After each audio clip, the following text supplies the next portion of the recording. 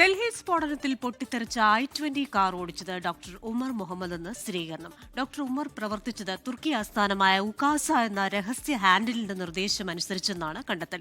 White collar ഭീകര സംഘത്തെ ജെയ്ഷെ മുഹമ്മദുമായി ബന്ധിപ്പിച്ചത് ഉകാസയാണ്. അതിനിടെ ഫരീദാബാദിലെ അൽ ഫലാ സർവകലാശാലയ്ക്കെതിരെ ED അന്വേഷണം ആരംഭിച്ചു. കുടുംബാംഗങ്ങളുടെ DNA സാമ്പിൾ പരിശോധനയിലാണ് സ്ഫോടനത്തിൽ ഡോക്ടർ ഉമർ മുഹമ്മദും കൊല്ലപ്പെട്ടുവെന്ന് സ്ഥിരീകരിച്ചത്. പ്രതികൾ വൻ ഭീകരാക്രമണ പദ്ധതികൾ ആസൂത്രണം ചെയ്തതായും അന്വേഷണ സംഘത്തിന് വിവരം ലഭിച്ചു. ഡിസംബർ 6-ന് ആക്രമണം നടത്താനായിരുന്നു പദ്ധതി.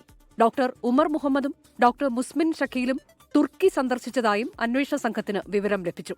ഇരുവരുടെയും പാസ്പോർട്ടുകളിൽ തുർക്കി ഇമിഗ്രേഷൻ സ്റ്റാമ്പുകൾ കണ്ടെത്തി. തുർക്കി യാത്ര കഴിഞ്ഞ് തിരിച്ചെത്തിയതിനു ശേഷമാണ് ഡോക്ടർ മുസമ്മിൽ അൽഫല മെഡിക്കൽ കോളേജിൽ ചേർന്നത്. ഡോക്ടർ അദീലിന് സഹാറൻപൂരിലായിരുന്നു നിയമനം. റിക്രൂട്ട്മെന്റിനായി വിവിധ സംസ്ഥാനങ്ങളിൽ നിയമനം തെരഞ്ഞെടുക്കുകയായിരുന്നു. ഡോക്ടർ ഉമർ മുഹമ്മദ് രഹസ്യ ഹാൻഡിലായ ഉകാസയുമായി നിരന്തരം ആശയവിനിമയം നടത്തിയിരുന്നു. ഇയാളെ കാണാനാണ് ഡോക്ടർ ഉമർ തുർക്കിയിൽ പോയതെന്നും ഡൽഹി സ്ഫോടനത്തെക്കുറിച്ചുള്ള വിവരങ്ങൾ ഉമർ ഉകാസയുമായി പങ്കുവച്ചുവെന്നും വിവരമുണ്ട്.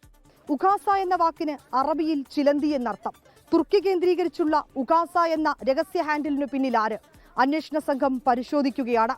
വൈറ്റ് കോളർ ഭീകര സംഘത്തെ ജെയ്ഷെ മുഹമ്മദുമായി ബന്ധിപ്പിച്ചത് ഉകാസ എന്നും അന്വേഷണ സംഘത്തിന് വിവരം ലഭിച്ചിട്ടുണ്ട്. വിനീത VG 24 ഡൽഹി.